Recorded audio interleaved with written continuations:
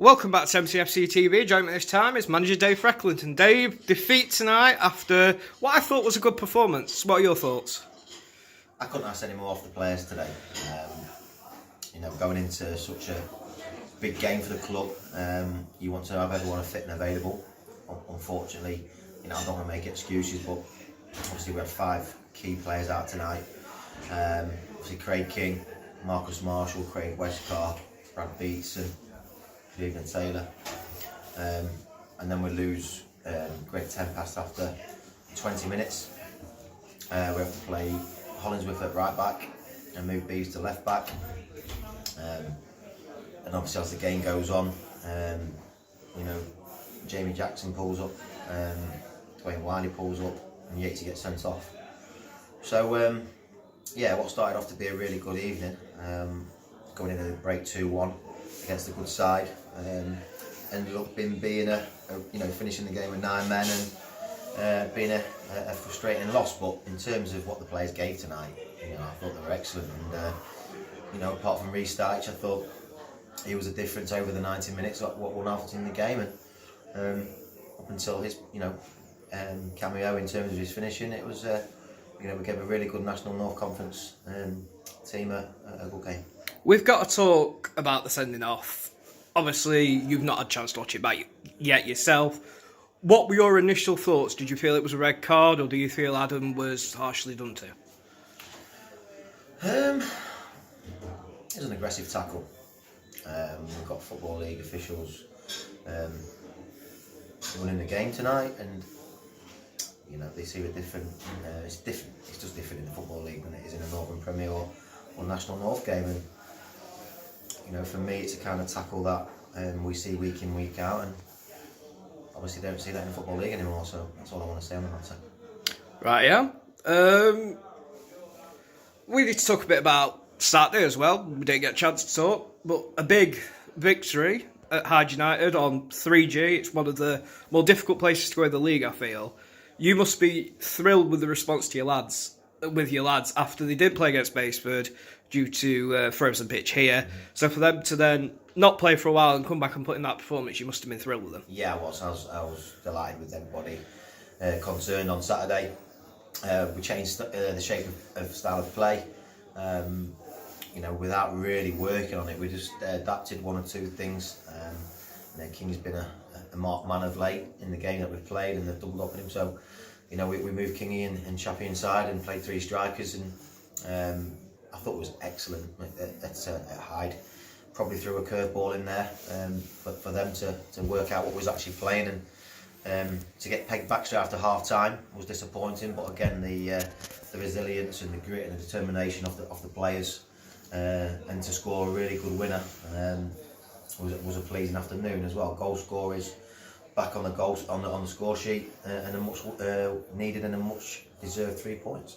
I want to talk very briefly about Chapel's performance in particular in that game.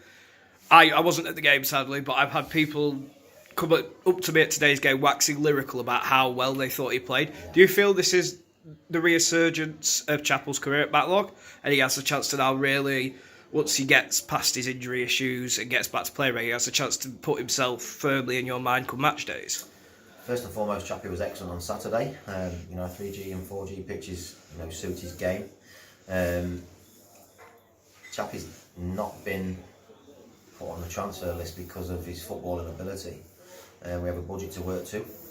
He's fully aware of the reasons why he's been put on the transfer list. But again, his professionalism, his attitude and his commitment to the cause has never waned. If we thought any different, we wouldn't have selected him. Never had any issues personally with Chappie. I've always been upfront and honest with him.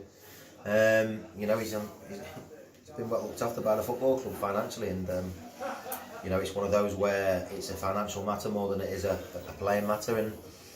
And his performances of late have been brilliant. He's a player I'd like to keep at the club if we can sort out his the financial side of things. So got nothing but praise for Chappie, but he was just one of a number of players that performed to high levels, and like I said, he was probably star man for me Saturday. To go back to tonight's game, we've seen Greg Tempest has come off injured. Dwayne Wiley sadly couldn't continue, which took us down to 9 men.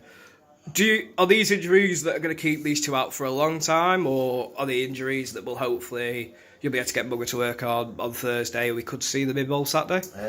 Dwayne maybe not. Greg might be 70-30 okay. Just depends if they can get through training on Thursday. Dwayne's very sore. He looked worse than when it first happened than it did when he come off the pitch. Obviously he's actually up at the moment, and the next 24 hours is key. But yeah, these kind of cup competitions, even though they are important, we've just had bad luck in the cup competition. We went to St Neots in the trophy and bare bones tonight. Bare bones. We've got more players injured in the stand, and now after the game we've got more injuries. So it's not ideal, but it is what it is, and we'll move on to Saturday. Well, with possibly Dwayne Wiley missing Saturday, you've tonight added Chris Salt to your team, another centre back. I've spoke to him. That interview will go up after this, I believe. He seemed really excited to be joining the club and working under yourself again. What do you make of his addition? Yeah, just really pleased to get Salty on board. Worked with him at Gainsborough in the league above. He came into a team that was struggling, and it was a year we managed to keep them in the league, and he was phenomenal. You know, he's only 24. He's had an unfortunate knee injury last year, kept him out for a season. Got his game time at Stamford, which was beneficial to him. Then moved on to this league with Grantham.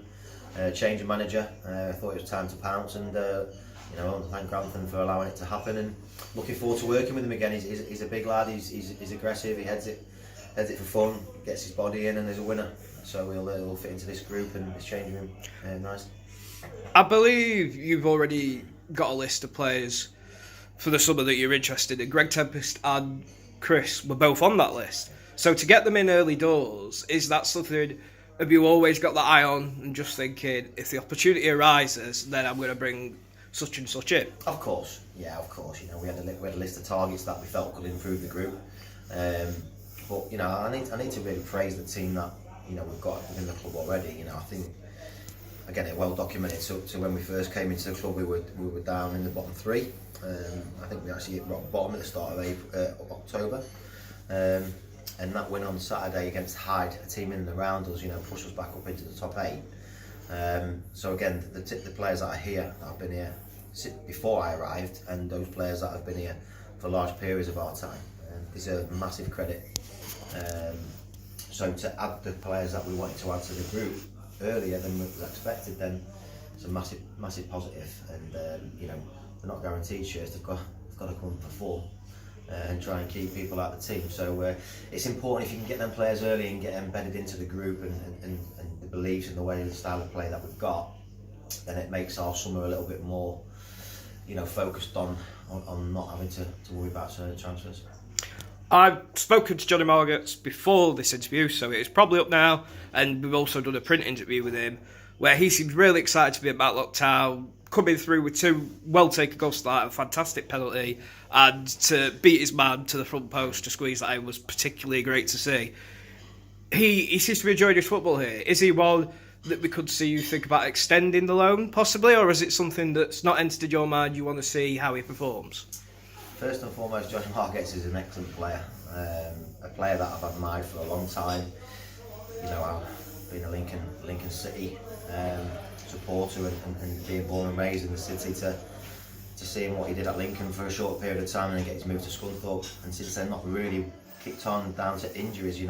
He's not worked out at Gainsborough or Boston, but again that's a financial issue that I have to sit down with the chairman and speak about. But while he's here, he's getting game time. That's 2 goals tonight which were quality, and when you've got the likes of Westcar and Hinsley to add to that, Marsh obviously got goals for us while he was playing, unfortunately injured. He was a goal scorer that we needed that to add to the group, and delighted he's got his goals because that'll give him loads of confidence. And while we've got him at the football club, we're going to enjoy his time here.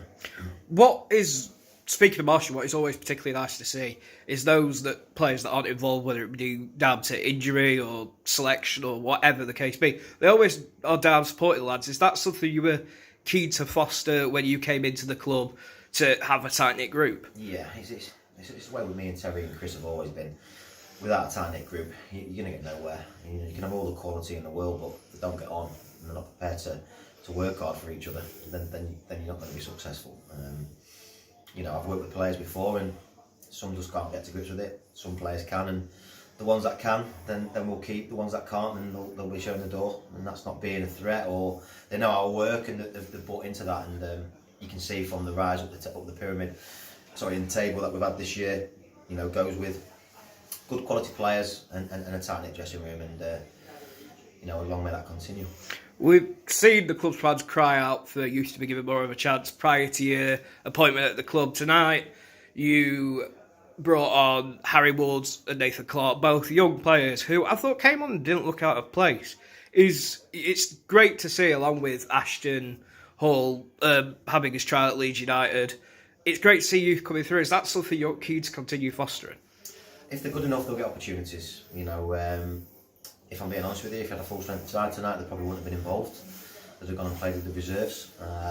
But again, you know, we have to have this pathway into the first team, and you know, we could have gone. Well, we got 2 loan players at the Premier League or Championship, and you know, but like I said a million times before, we've got good quality players in the youth team, and while it's there, we will tap into it. And when they've trained with us, not looked out of place, and you know, I'm not frightened to put them in, and not just have them on the bench. But you've got young Ponte, who again, he's ready. He's ready to play at this level.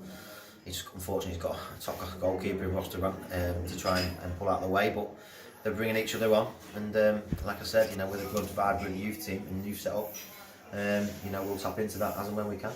We must mention Ross Duran, in particular, pulled off a save, which was quite quaint given the passing of Gordon Banks today, that Gordon Banks would have been proud of. He seems to be one of the best keepers in the league, in my humble opinion. I had the Alfreton media gentleman sat next to me, and he was like, his mind was blown at the quality that Ross was showing. He must be such a big player, knowing you've got someone of that quality between the sticks. I like to think I'm a good judge of characters and know my players. When I knew Ross would be available, I never hesitate for one moment to bring him in. But again, you know, I think if players are playing well and they're enjoying the football, you know, they'll always put in good performances. Those that don't feel a part of it or don't feel wanted, you know, you're not going to get the best out of them. But Ross is a big part of the group. He's a good character in the changing room. But you know, you can see by it's not just about saving shots. You know, it's his presence, his kicking. You know, he's a massive part of what we're doing going forward. And you know, there's a lot of interest in Ross. He's always going to get that interest because not only is he a good goalkeeper, he's played at the league above, and he's young. So you know, no doubt Ross can go on and further his career, but I hope that's with us. To talk briefly, go back to Ashton Hall, because I don't think we've had a chance to chat since his trial at Leeds. I believe you're a Leeds United fan, this is correct. So, well, don't judge him, I'm sure. We all have favourite clubs. But you must be thrilled to be a supporter of that club and know the quality that Ashton is. Yeah. That in particular, they've looked at him and judged him good enough to come and be a part of their top-class facilities and be a part of the club. I believe for one game, I don't know I think it was an under-18s game, you went to watch him, and it sounds like the club and Ashton himself have been treated very well down there. Yeah, you know, when I had the interview with Rico last week in the weekly press, you know, the Leeds United Football Club have been nothing short than top class. Shown real, just an interest in his welfare more than anything. As soon as he walked through the building, you know, we had an itinerary, and you know, they took him as one of their own. The training complex and everything about Leeds United is top class. But you know, he had to go in and perform. You know, he had to go in off the cuff, not train with anybody. Watched him for the 18s against Shrewsbury, and he put in a really, really classy performance, and that's why they've invited him back this week to train with the 23s. And you know, all the reports that we've got back and his stats and his clips have been really up there with the best players at the moment in their 18. So he's in good hands. He's really, really enjoying it. He's took to it like duck to water, and hopefully he can improve his performances, and who knows what will happen, but what it will do, it will give him massive confidence whatever happens. Hopefully for Ashton and the football club, he gets a deal, but if he doesn't, you know, I'm sure there's other football clubs out there that have been, you know, alerted by that and we'll see what happens next week. It was nice in particular as well to see Ashton here tonight with his family. It says a lot. Alco's very family orientated and a very close knit group. But moving on to Saturday, big test now against Farnsley Celtic, who I don't know what the final score was, but gave Gainsborough Trinity quite the game this evening, I'm led to believe. Yeah, 5-0 I think it was at Gainsborough. That's quite a scoreline, I'm sure you could agree.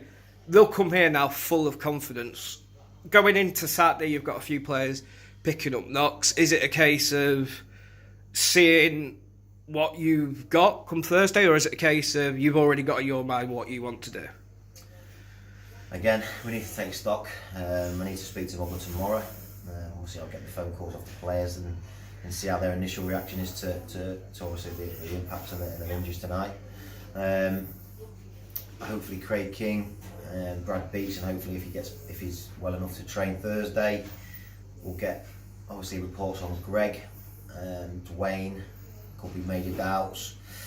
Who's the other one? Obviously Yates is okay because his suspension won't kick in, I think, until Derbyshire Cup game. So it's just a case of making sure everyone's fit and available. And we've got a plan in mind for Farnsley. Very difficult. They've got aspirations of winning the league. We've got aspirations of trying to be in and around where they are now this time next year, and it'll be a great marker for where we are and where we're at as a club. I thought first half tonight we gave was 2-1 up at half time against a good National North side, and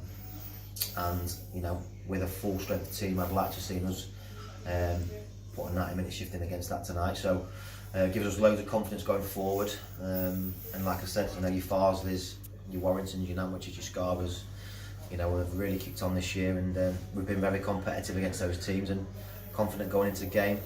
If we have a full side out, we can get a result. To talk about Craig King as well briefly, it's a question I've had put to me, why wasn't he involved tonight? So I thought it would be one I bring to you to give an explanation should you wish. No, it was an agreement with Alfreton that when we bought Craig from Alfreton, he wasn't allowed to play this season against them if we drew him in any cup competition. The kind of look that we've had this year, we drew Alfreton, so we couldn't play one of our best players. So again, that was a positive in Alfreton's corner. But again, as a gentleman's agreement, and I didn't want to go against that. That's fair enough. I think that's everything. So thank you very much, Manager Dave Frecklington. No problem. Thank you very much, James.